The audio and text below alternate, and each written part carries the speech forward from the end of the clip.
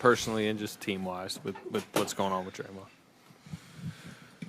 I mean, it's been tough. Obviously, trying to get our head on straight on the situation we're in, that he's in. Trying to focus, as a team on basketball and coming out performing and trying to, obviously win and get ourselves out of this funk.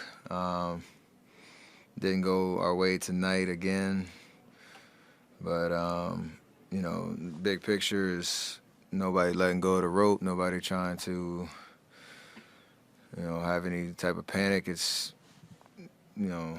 for Draymond to, take care of himself. I know there's questions on what the suspension actually means time-wise and all that, and the conversations we had yesterday were about him, personally, and making sure the focus is getting right, getting, on a path that's going to allow him to be who he needs to be as a person, as a man, father, husband, and a basketball player, in that order. And that's gonna, that journey is gonna be challenging, but we're all here to support him and try to hold it down while he's gone. So, it's a tough situation all the way around, but we are capable of getting through it, himself included. What was your role yesterday? It sounded like you were involved in the conversations, and what do you kind of view your role as in the next few weeks? Is whatever this is? For what specifically?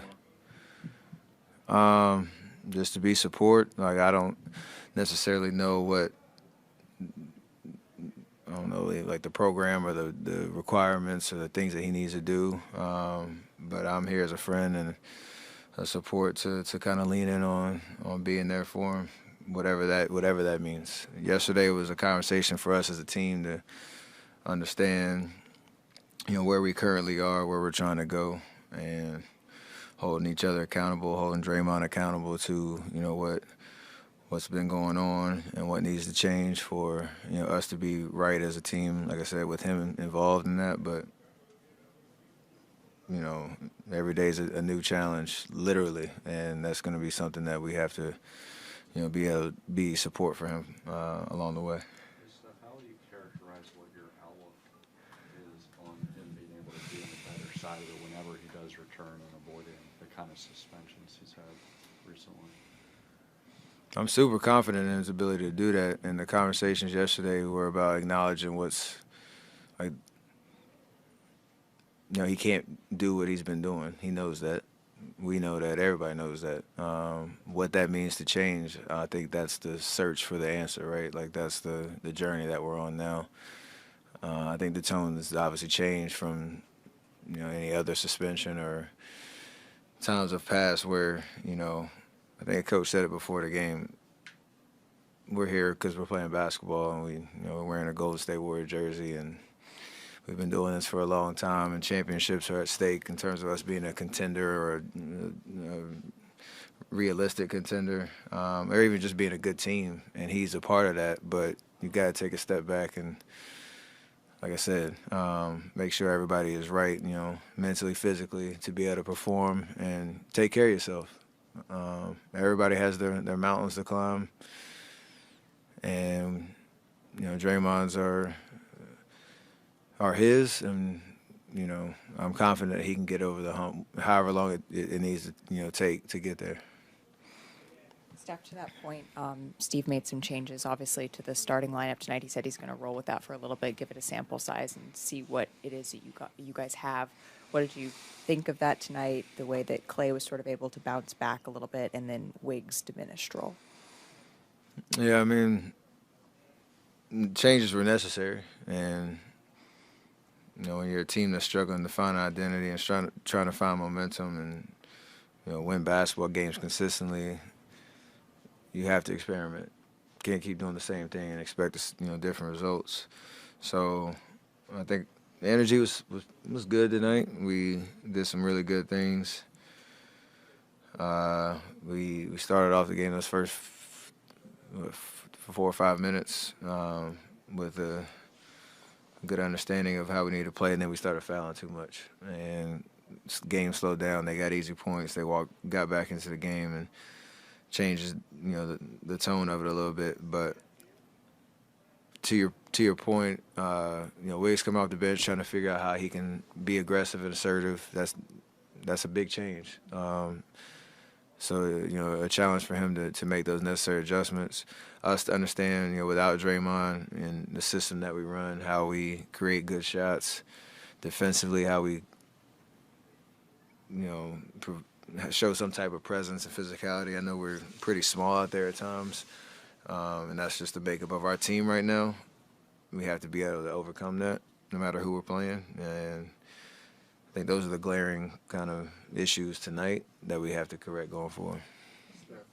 What's been your thoughts of, Brandon? He's been very outspoken, about being around you, being around greatness since the summer.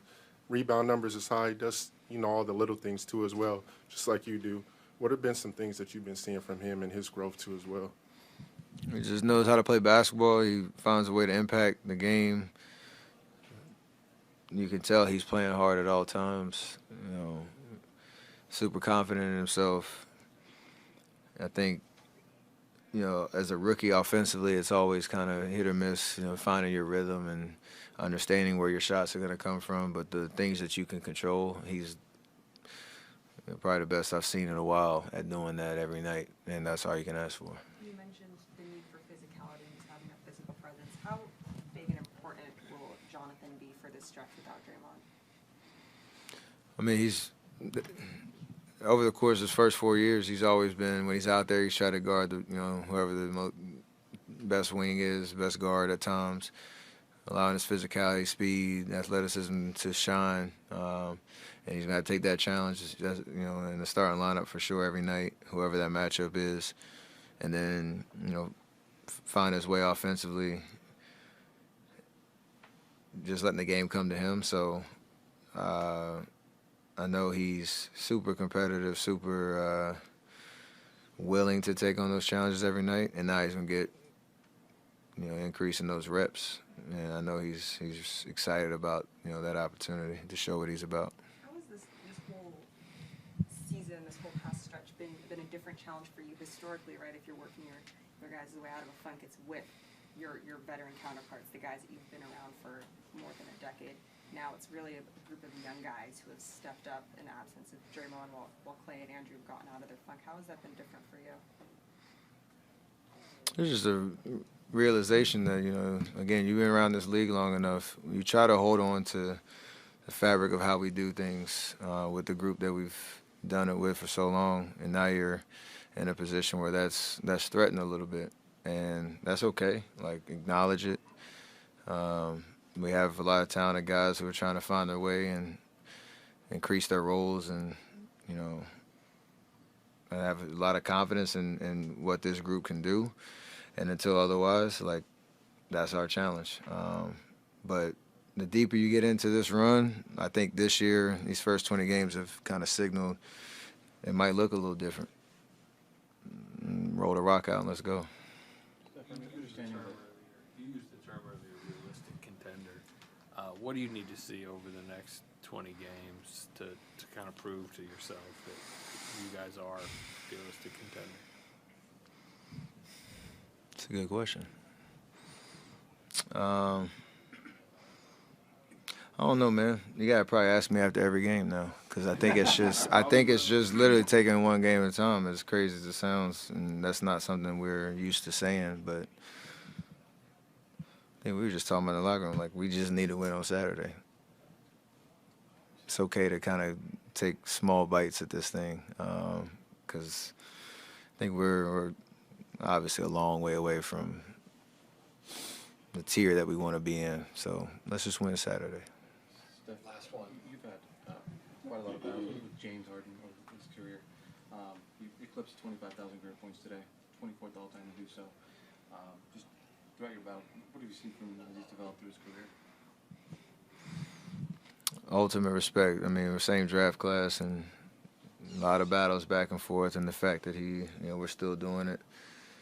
We don't spend much time together off the court, but there's always that smile when I see a guy like that, because we know how, well, I know, and we both know how much it takes to perform at the level that we've been at for so long, and none of us want to see it kind of go away. And those milestones are, they're reminders of how dope it is to get to do what we get to do, and at the level that we've been doing it. So when I heard it actually during the game, I kind of took a second. It's like nice, cool to reflect on, the journey, but still want to go out there and beat him. He still wants to beat me. And until it's all said and done, that's the competition. And just to follow up, speaking on milestones, you were one away from 3,500 threes. I think focused on the season, but what does that mean? From what? 3,500 career threes. Oh. What does that mean?